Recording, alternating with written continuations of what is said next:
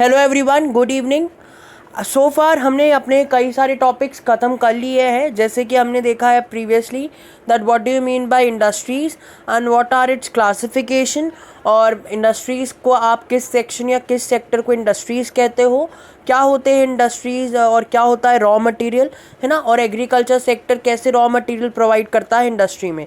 This much we completed. Now our next topic is that agro based industry, जो कि हमने already पढ़ा भी था, but initially again started with this topic and then end with the textile industry. Now what is agro based industries? On the basis of what? On the basis of raw material, industries is divided in the agro based industry and mineral based industry. Getting it?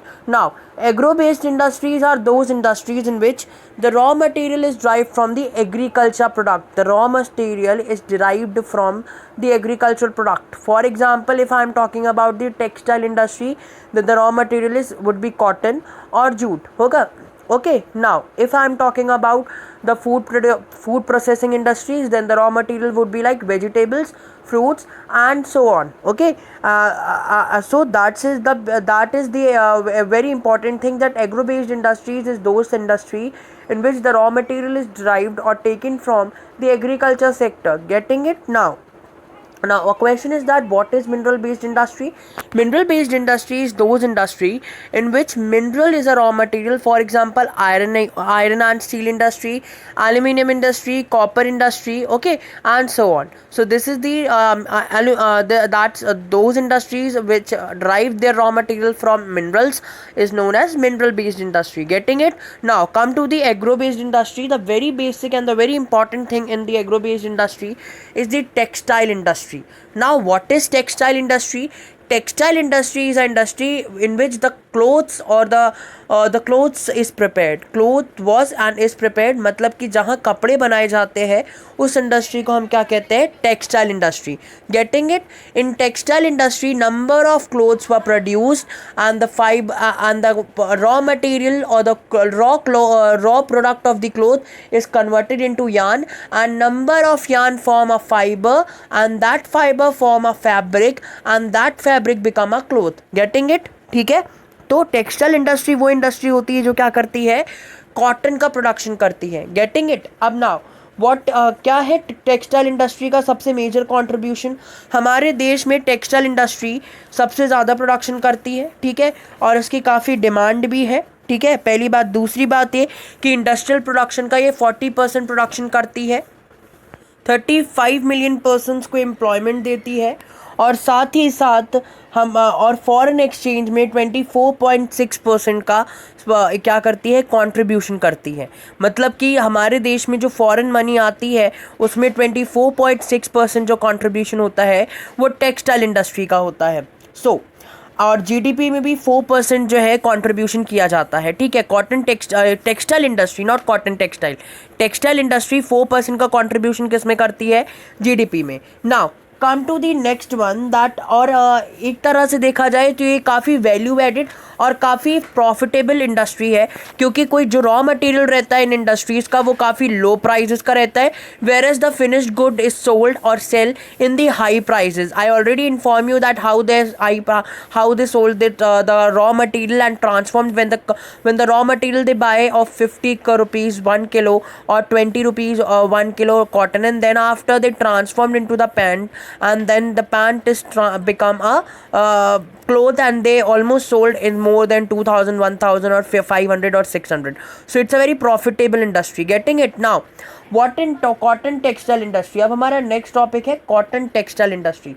Cotton textile industry में हम देखेंगे कि cotton industry क्या है, ठीक है. हमारे देश में कॉटन इंडस्ट्री सबसे फेमस इंडस्ट्री है, specially after it was introduced by Mahatma Gandhi ji, ठीक है. महात्मा गांधी जी ने जब खादी का इन्वेंशन या खादी को इंट्रोड्यूस किया था और खादी की प्रोडक्शन की बात कही थी, तब कॉटन टेक्सटाइल इंडस्ट्री काफ़ी वोग में थी. ब्रिटिशर्स ने कॉटन प्रोडक्शन को काफ़ी प्रमोट किया था इनिशियली ब्रिटिशर्स के टाइम पे. हमारे देश में कॉटन टेक्सटाइल इंडस्ट्री जो थी वो बेसिकली क्या थी? हैंड स्पिनिंग थी. मतलब कि हाथों से उनको क्या किया जाता था? धागे बनाए जाते थे और हाथों से ही क्या किया जाता था? वीव किया जाता था, है ना, मतलब बुना जाता था. बट लेटर ऑन जैसे ही 18th सेंचुरी क्या 1701 से लेके 1799 तक, जैसे ही 1799 के बाद हमारे देश में पावर हैंडलूम्स या पावर लूम का इंट्रोडक्शन हुआ। पावर लूम्स मतलब कि वो मशीन जिससे हम क्या किया जा सकता था, विदाउट ह्यूमन बीइंग के हेल्प से मशीन का, विदाउट ह्यूमन बीइंग के हेल्प से यार्न और क्लोथ का प्रोडक्शन किया जा सकता था। तो पावर लूम इंट्रोड्यूस्ड हुई। और after the introduction of power loom हुआ क्या, इंडस्ट्री जो इंडियन इंडस्ट्रीज थी, जो हमारे देश की ट्रेडिशनल जो वर्कर्स थे, उन लोगों ने काफ़ी प्रॉब्लम फेस करी, क्योंकि जो मार्केट में जो इंडस्ट्री के प्रोडक्ट थे वो क्या नहीं कर पाते थे। मार्केट में जो ट्रेडिशनल प्रोडक्ट्स थे, मतलब जो इंडियंस प्रोडक्ट थे, वो काफ़ी कंपटीशन नहीं दे पाते थे इंडस्ट्रियल प्रोडक्ट को ब्रिटिशर्स के, ठीक है, जिसके कारण काफ़ी प्रॉब्लम फेस करनी पड़ती थी इंडियन को। नाउ हमारे देश में समझ में आया इतना, ऑलमोस्ट कई सारी प्रॉब्लम हमारे देश के लोगों को फेस करनी पड़ती थी इंग्लैंड के जो प्रोडक्ट्स थे उनके सामने, क्योंकि इंग्लैंड के जो मटेरियल थे, या अगर मैं बात करूँ इंडस्ट्रियल गुड्स थे, वो काफ़ी फिनिश्ड प्रोडक्ट्स थे या फिनिश्ड कॉटन क्लोथ्स थे, जिसके कारण हमारे देश की जो कॉटन क्लोथ्स थे उनको कम लोग ही खरीदते थे, ठीक है। नाउ अकॉर्डिंग टू 30 नवंबर 2011, मतलब कि 30 नवंबर 2011 के अनुसार हमारे देश में 1946 cotton and human made fibre textile mill है। यहाँ मिल्क नहीं, मिल होना चाहिए।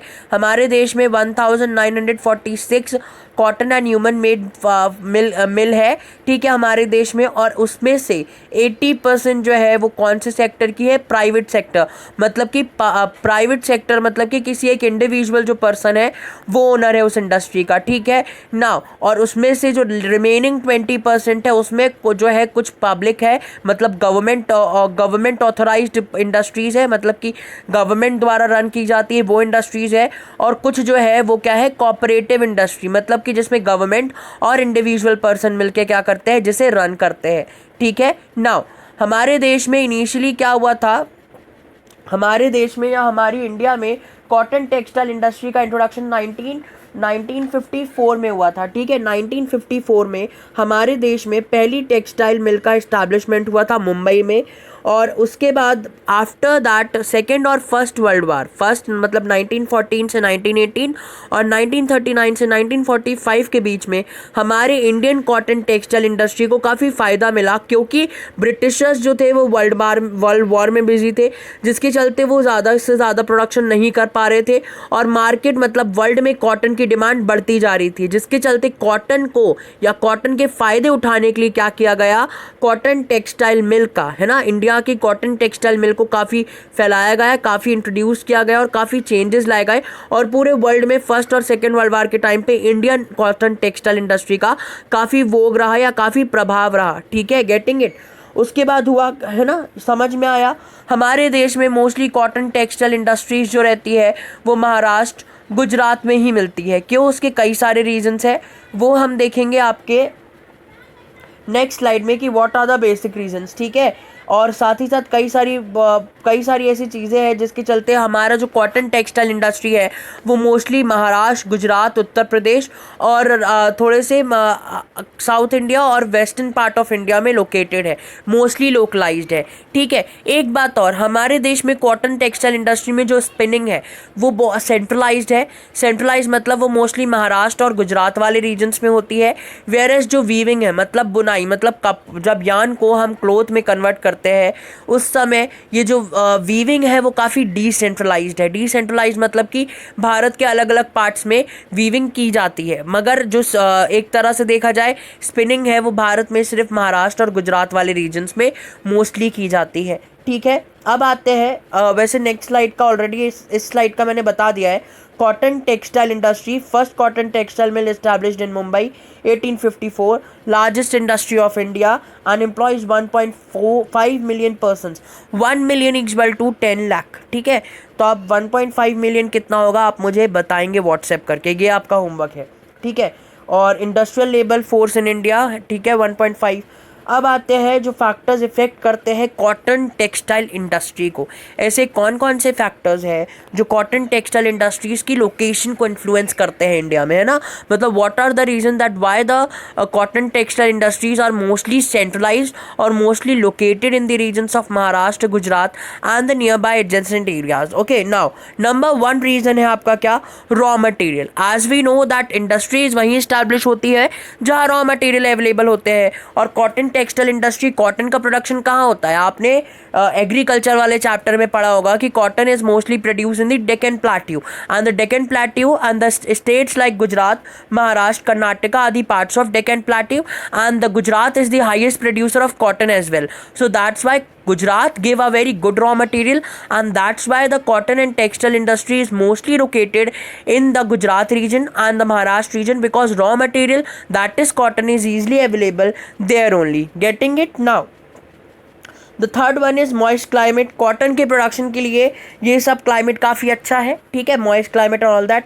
इंफ्रास्ट्रक्चर काफ़ी अच्छा मिल सकता है. रीजन गुजरात का जो एरिया है वो काफ़ी बड़ा है और काफ़ी अच्छी जगह है, और क्लाइमेट भी काफ़ी अच्छा रहता है प्रोडक्शन को लेकर, और रिवर्स भी है, जिसके चलते कॉटन टेक्सटाइल में वाटर की काफ़ी ज़रूरत पड़ती है, और साथ ही साथ हमें कोल वगैरह की भी काफ़ी ज़रूरत पड़ती है, ताकि जब हम क्लोथ्स को क्या करते हैं, चेंज करते हैं, है ना, जब हम क्लोथ के कलर को चेंज करते हैं, या जब हम क्या करते हैं, क्लोथ को थोड़ा सा प्लेन करने की कोशिश करते हैं.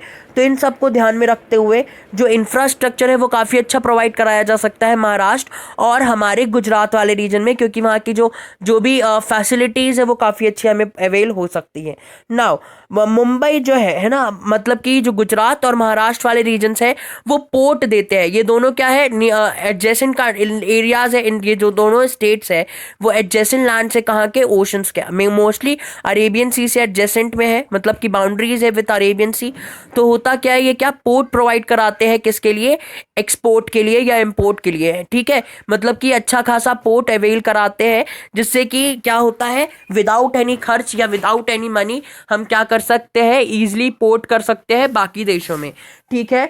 नाउ लेबर भी, मतलब महाराष्ट्र, गुजरात और मध्य प्रदेश थोड़ा कनेक्टेड है, जिसके चलते लेबर की अवेलेबिलिटी जो है वो पूरी हो जाती है इन जगहों से, ठीक है. नाउ अब come to the next topic. ये आपको ये इमेज दिख रही होगी, ये जो है ना बेटा, ये है पावर लूम, जो कि 1854 में इंडिया में स्टैब्लिश्ड हुआ था, इंट्रोड्यूस्ड हुआ था, है ना.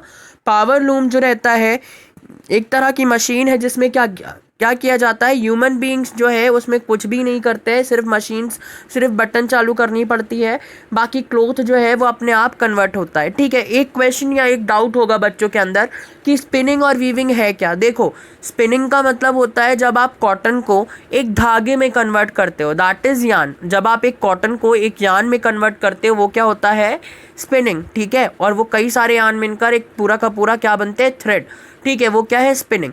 लेकिन जब आप इन कई सारे थ्रेड को क्या करते हो, आपस में कंबाइनली फॉर्म करते हो या क्रॉस करने की कोशिश करते हो एट अ राइट एंगल, वो क्या बन जाता है, वीविंग, ठीक है. अब देखो इसके बाजू वाला जो है ना, ये आपको नेक्स्ट इमेज दिख रही होगी, ये है हैंडलूम. हैंडलूम का मतलब है जिसमें लोगों को क्या करना पड़ता है, खुद से कपड़े बनाने पड़ते हैं, मतलब कि यान को क्लोथ्स में कन्वर्ट करना पड़ता है, दैट इज़ हैंडलूम, ठीक है. इसमें लेबर्स की ज़रूरत पड़ती है ना, और इसमें मेहनत भी काफ़ी लगती है, इसलिए पैसे भी इसके ज़्यादा रहते हैं. इसका प्राइस जो रहता है इनके प्रोडक्ट्स का वो काफ़ी ज़्यादा रहता है इन क्लोथ्स का, ठीक है. Now come to the next one. देखो आपको ये दिख रही होगी ये इमेज, जिसमें कि ये काइंड ऑफ एक तरह से देखा जाए वूलन वीविंग है, ठीक है. इस तरह का जो प्रोडक्ट रहता है या इस तरह की जो चीज़ें रहती है उसे हम क्या कहते हैं, वीविंग, ठीक है. जिसमें कई सारे थ्रेड्स को आपस में कंबाइनली फॉर्म करके क्या किया जाता है, वीव किया जाता है, या एक साथ क्या कर दिया जाता है, कपड़े में कन्वर्ट किया जाता है, ठीक है. नाउ ये भी आपको नेक्स्ट इमेज जो दिख रही है ना, काइंड ऑफ ये भी क्या है, एक वीविंग का एग्जाम्पल है, ठीक है. नाउ ये है हमारा map which is very important. ये है मैप हमारा, आपको क्लियरली ना दिख रहा होगा मोस्टली. देखो उत्तर प्रदेश वाला रीजन, महाराष्ट्र, गुजरात और मध्य प्रदेश का इंदौर वाला रीजन, सॉरी पुणे वाला रीजन, ठीक है. ऑल दीज इंदौर वाला रीजन जो है ना महाराष्ट्र मध्य प्रदेश का, और क्या है, गुजरात की जो रीजन है सूरत और दैट अहमदाबाद और महाराष्ट्र के जो कोस्टल एरियाज़ है वहाँ कॉटन प्रोडक्शन काफ़ी अच्छा होता है। और साउथ इंडिया में आपको तमिलनाडु, कर्नाटका, है ना, मोस्टली इन दो स्टेट्स में दिख रहा होगा। ठीक है, तो ये क्या है, और उत्तर प्रदेश में भी काफ़ी अच्छा क्या होता है, प्रोडक्शन होता है। ठीक है, Kanpur is also known for the is also known as the northern Manchester of India. Manchester क्या है? Manchester is a place where the textile is highly produced in the world. जहाँ टेक्सटाइल का काफ़ी प्रोडक्शन होता है, मतलब कि कॉटन के कपड़ों का ज़्यादा प्रोडक्शन होता है। कहाँ? मैनचेस्टर में। इस कारण मैनचेस्टर जो है वो काफ़ी फेमस है। तो मैनचेस्टर कहाँ है? ब्रिटेन में। उसी के जैसा एक अलग अलग हमारे देश में कई जगह में बोला जाता है। Northern Manchester of India Kanpur. और अगर मैं बात करूँ आपका गुजरात वाला जो है ना, गुजरात में वेस्टर्न मैनचेस्टर भी है। उस वेस्टर्न मैनचेस्टर का नाम आप मुझे बताएंगे। मैंने दो नाम बताए हैं गुजरात में, एक क्या है, अहमदाबाद, और दूसरा सूरत।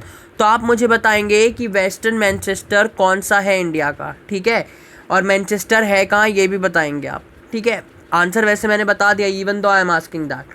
अब आते हैं क्या, प्रॉब्लम्स ऑफ कॉटन इंडस्ट्री। हमारे देश में क्या क्या प्रॉब्लम्स है कॉटन इंडस्ट्रीज़ की।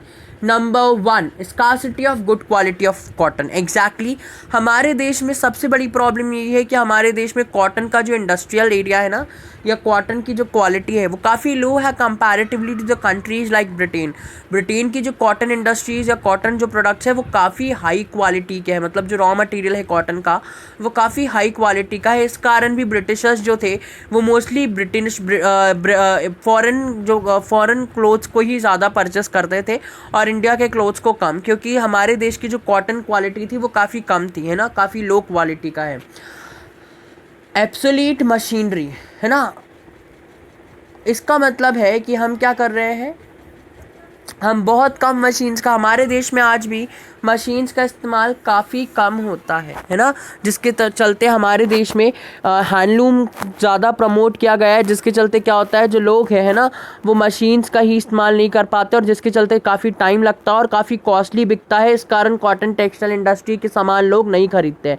आजकल लोग कॉटन के क्लोथ्स खरीदने के काफ़ी वोग में है या काफ़ी प्रचलन है, बट इवन दो कई लोग उसे परचेस नहीं करते क्योंकि वो काफ़ी कॉस्टली रहता है। ठीक है, फिर आते हैं इराटिक पावर सप्लाई, है ना, काफ़ी ज़्यादा पावर की ज़रूरत इंडस्ट्रीज़ को रन करने के लिए, स्पेशली कॉटन टेक्सटाइल इंडस्ट्री को रन करने के लिए काफ़ी पावर या काफ़ी इलेक्ट्रिसिटी की ज़रूरत पड़ती है। अगर आप मशीन का इस्तेमाल करते हो तो बहुत ज़्यादा पावर जो है, इलेक्ट्रिसिटी की काफ़ी वेस्ट होगा।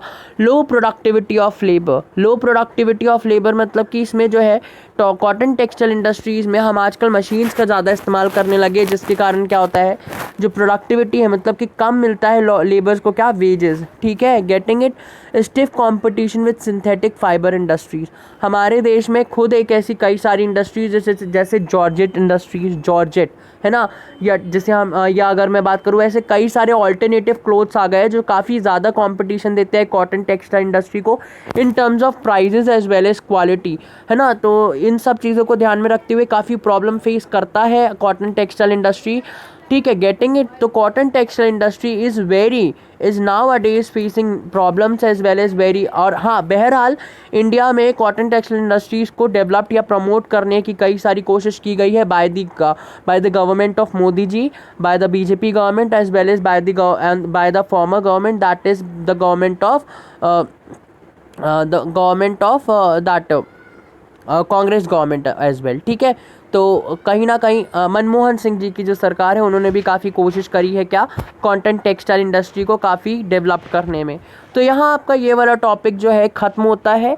नेक्स्ट वीडियो में मैं आपको अपलोड करूँगा जूट इंडस्ट्री के बारे में। ठीक है, अब एक बात और बताने की थी कि जो कॉटन टेक्सटाइल इंडस्ट्री है ना, उसमें ये रहता है कि जो कॉटन टेक्सटाइल इंडस्ट्री है उसमें एक बात आप याद रखिएगा कि हमारी जो कॉटन टेक्सटाइल इंडस्ट्री है वो मोस्टली जो है ना बहुत ज़्यादा एम्प्लॉयमेंट प्रोवाइड कराती है किसको, इंडियंस को, है ना। बट मशीन्स की इंट्रोडक्शन के कारण हमें काफ़ी प्रॉब्लम फेस करनी पड़ रही है। ठीक है, तो so far we completed this topic and till then bye, stay healthy, stay safe.